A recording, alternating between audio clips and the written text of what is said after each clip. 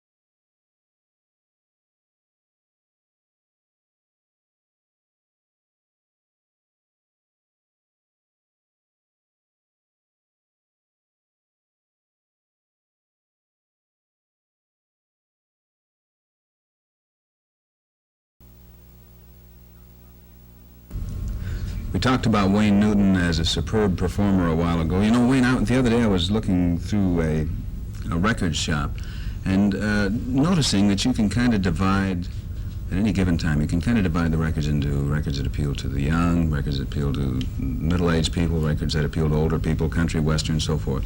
You have records that fit right in the grand middle there somehow, and that's a rather unique position for a performer, isn't it? It's a very nice position to enjoy. You know, the demographics of studying demographics is interesting in itself, as you know. We have enjoyed a modicum of success at walking that very thin line between the young adults, the young people, and, you know, the older adults. Even more so lately, you know, with Daddy Don't You Walk So Fast, my new single, Can't You Hear the Song. In our concert last night, it was interesting because front row, of course, are the most expensive seats in the house. And you would find an age range from, say, 30 years old up.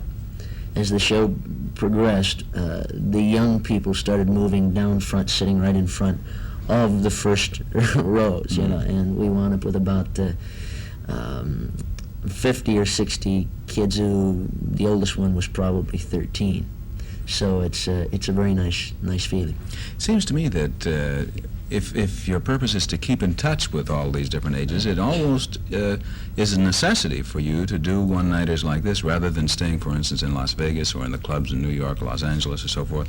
If you're going to contact the younger groups, you're going to have to get out and around the country. Is that one of the reasons you do this? Not so much only the younger groups. I think it's important to just contact people. You know, you can live in your own little world for so long until such time that you think that that's all there is, you know, and you become very comfortable and very placid, if that be the word. Every now and then I insist on doing this kind of tour, and this first time I've done this kind of tour probably in 2 or 3 years. But it's necessary to bring everything back into focus, you know, put everything in its proper perspective. When you put a show together or a record album together, are you pretty much in control of what you decide to do, or do you take a lot of advice from various people? How do you go about that task? It varies. For our show, I've always felt that nobody knows what will sell better for Wayne Newton than Wayne Newton, particularly when Wayne Newton has to sell it. Out there on those boards in front of a live audience, there is no faking it. There is no, hey, let's cut and start over. That take was not right, so let's take a little of that and a little of this and put it together. So when it comes to what I do on stage, I am in full control of that. And I listen to the people whom I respect in those areas, my manager, and people who travel with me.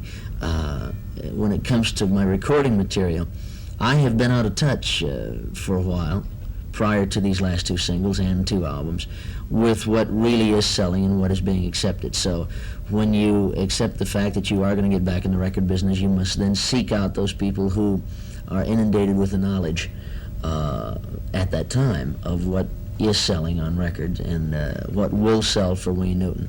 I, needless to say, would not record something that I disliked, but I would certainly lean more toward, if there was a song I didn't know about, I'd certainly do it rather than not do it at the insistence or the request of my record producer.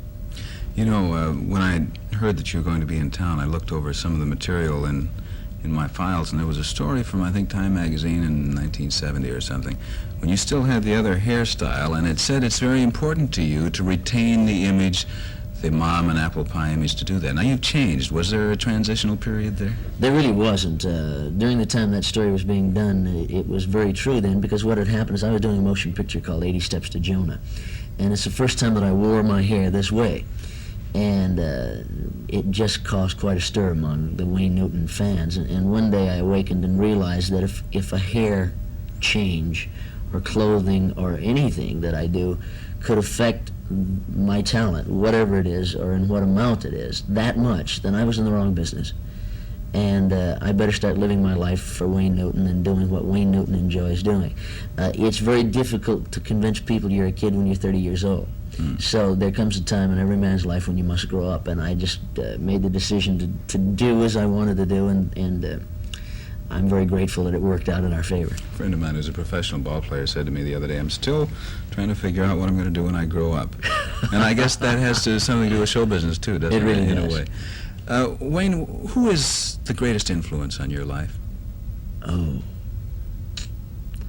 The greatest influence on my life. I'm sure that, too, would be in given areas. In business areas, it would be one guy. In my personal area, it might be my wife, my closest friends. I am not easily influenced. In fact, if I were to be accused of anything, I'm sure it would be of being hard-headed at times. And so, therefore, I tend to weigh most advice given to me. Unfortunately, people repeat advice as a fact instead of an opinion.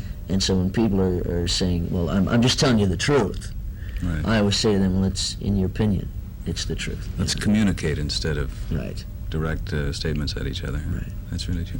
Wayne, whatever it is, it's a marvelous matrix, and it goes up to make a unique talent. Thank you. Thank you for being with us. And once again, a reminder, if you missed Wayne this past evening at the St. Paul Auditorium, tomorrow night he's going to be in Duluth, and those of you near that place, don't miss it.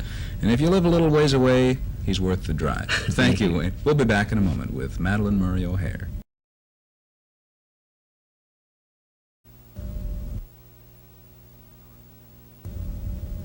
However you feel about the thoughts, ideas, ambitions of Madalyn Murray O'Hare, you still must respect the fact that she is a very, very courageous lady. I'd like to review something I said earlier in the program, Mrs. O'Hare, first. said almost single-handedly you caused the U.S. Supreme Court to review the matter of separation of state and church. A lot of people say it a little different way. They say you almost single-handedly removed prayer from the schoolroom. How do you feel about the difference between those two thoughts? Oh, there's a great deal of difference because we continue to have problems in respect to separation of state and church throughout America, and that was only one manifestation of it. I'm very proud and very happy to have been a part of that, and would do it all over again. Indeed, I'm still in the area of state-church separation and intend to continue to be in that area.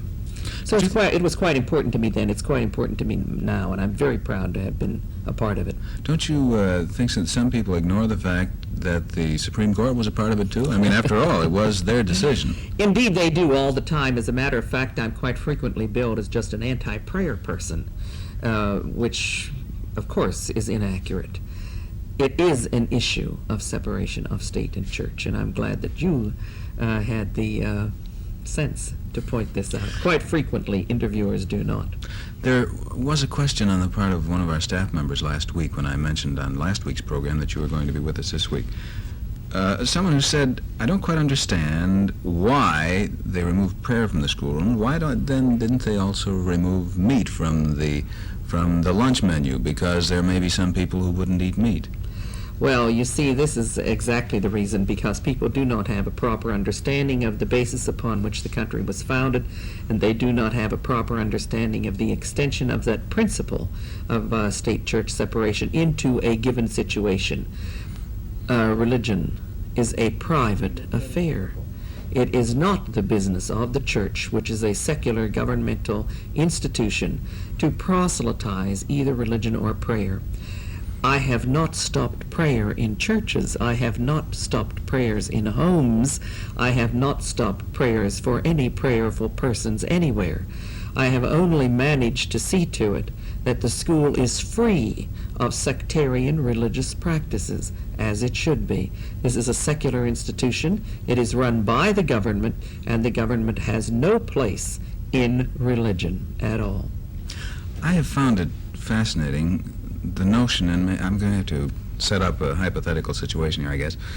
I guess the majority of people in the United States are Christian, number one, believing in one God. That is indeed hypothetical, yes. Because that's not true. Well, that's right, but hear me out first. All right. Believing in one true God. Mm-hmm. They will accept the fact that others can worship another God and accept it without much problem. But they don't accept as easily the fact that someone will not worship any God. It's an interesting situation.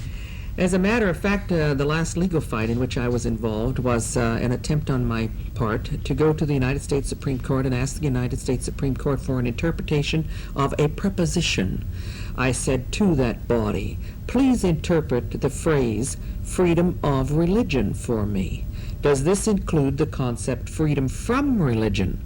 Because we had the Fifth Federal Circuit Court of the United States down in Louisiana say that it did not. Everybody has a right to choose some religion in America, but no one has a right to choose not to have any religion. And this, of course, is the position of the atheist. We choose freedom from religion. And because of this, everyone in America gets quite angry with us and attacks us at every level that they can attack. And this, of course, is ridiculous. We have a right for that option. If we choose to be free from religion, we have a right to be free from religion, just as those persons who choose to participate in religion have the freedom to do that.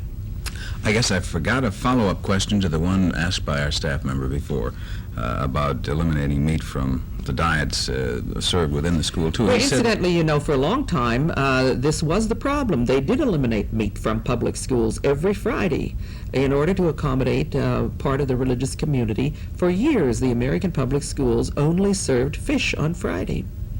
Well, the follow-up question then would fit right in with that, too. He said, does not in this country the majority rule? And I think there's a great misunderstanding about what majority rule means. Oh, and of course, the resounding answer to that is no, that justice And individual rights have nothing to do with majoritarian opinions, because the majority can be easily manipulated by the mass media or by a person of the level of, say, Huey Long, any kind of demagogue.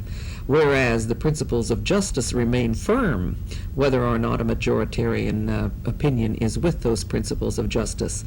For instance, every man has the right to equal representation before the law. This cannot be abridged because the community would care to exclude, say, the Negro or the Chicano, or care to exclude women. No matter what their feelings are, they must be educated to the principle of justice. Is then, in your mind, the concept of majority opinion and individual rights in conflict in any way? I think that quite frequently they are in conflict. I think that the majority in America might well decide that, for instance, that there should be no busing, or that there should not be equal opportunity for the Negro child. I think right now our intellectual climate is such that the Negro child would be excluded, particularly in great northern cities, from equal educational opportunities. And of course this cannot be, so that the majoritarian concept there is in direct violation with the individual right of a single Negro child. And the individual right of that single Negro child must prevail, because that's the concept of justice. Were you brought up as an atheist, or was this something you chose as an adult? No. I chose this when I became of an age of intellectual discretion. And I think that this is mostly at the time of puberty, when one is 12 or 13 years old. I was reared in a good, solid, sound Presbyterian home. We were a WASP family, white upper middle class par excellence. I know you are an attorney now. Do you Yes, have a I practice? Oh, well, no, I'm excluded right now from having a practice because I am in Texas, which is my home state, and in order to be a lawyer in Texas, one must have a belief in God. It's a requirement of the Texas Bar Association. I worked as a lawyer for many, many years with the federal government, and they had no such requirement then, but since 1966, the federal government requires that everyone who works in civil service must believe in God. In a God? In God, just God. And I would like to attack that particular federal statute one day also. It's an incredible ruling. You very likely will be in court one day soon, however, on quite a different matter. The situation with which most Americans are immediately familiar, I guess, is not the confrontation, but the statement made on the Johnny Carson show not too long ago by Billy Graham, Yes. and your response to that statement just, I think, last week on that same program. That's right. Billy Graham had stated that he had received from me a letter so full of four-letter words that he didn't even know the import of some of those words. And it's incredible to me that this man should get on national television and make such a charge against me, conceivably because, oh well, atheists are fair game and I can say anything I want to say about an atheist. I have said to the national news media over and over again, and Billy Graham has not challenged it, that he is an out-and-out liar. He has no such letter from me. This is not in my lifestyle to write these kind of letters to persons of importance in America. And up until he called me a person who would write such letters, I thought that he was a person of importance in America. My opinion of him has been considerably downgraded. I have given him every opportunity to reply. I have written him a direct letter demanding that he apologize. The first letter you've written to him? The first letter I've written to him was a demand for an apology. And of course, Johnny Carson and his network were both very, very kind to give me an opportunity to reply to Billy Graham. And Billy Graham hasn't answered, so I have no alternative now but to go into court and force him to say to the nation that he did this without substance and that he indeed had lied about me. Now, setting that issue aside from the next question, because I would not want the two questions to become intermixed. That one's over. All right. This one starts. The question of four-letter words is one to which you have paid a great deal of attention, isn't it? Yes, I have paid a great deal of attention, and this is simply because this is another aspect of separation of church and state. I will not permit the religious community to charge certain words and make them inutterable. I feel that this is a fallacious kind of way for the church to proceed. For instance, and I use this example on the Johnny Carson show, if I would say to you, who is your principal advertiser for this show? And you told me, and I would say, well, now, as the cardinal of the American Atheist Church, I'm going to make that word anathema. You can no longer repeat that word. It takes it out of circulation. And what the church has taken out of circulation are all of the words that are bodily functions that are life-sustaining, which means that this is an attack of the church upon life functions. And I say over and over and over again that religion is anti-life, and religion is anti-sex. And a good example of this is the fact that all of the life processes of our body and all of the parts of our body which have to do with the most vital functions without which we could not live, these are verboten words by the church. And this is an illustration of the fact that the church is really anti-life and particularly anti-sex. So we talk a great deal about four-letter words, and we talk a great deal about sex. Mrs. O'Hare, you were mentioning that you're going to be with a fascinating man tomorrow here in the Twin City area, right? Oh, one of the most fascinating men in America. I decided to stay over. I came up here for several television stations and to appear at the University of Minnesota. I finished with those, but on Sunday, Dr. Albert Ellis will be here, and he is one of the original persons in America who helped to bring about the sexual revolution with his interpretation of freedom of sexuality, human sexuality. And he is going to be here at the St. Paul Hotel at 6 o'clock, and we're going to have a fascinating symposium. Dr. Lonnie Myers, a woman sexologist, will also be here, and we intend to talk at great length about the impact of sex on the human life. And I intend to add that religion has been the principal repressant of human sexuality throughout the history of Western culture.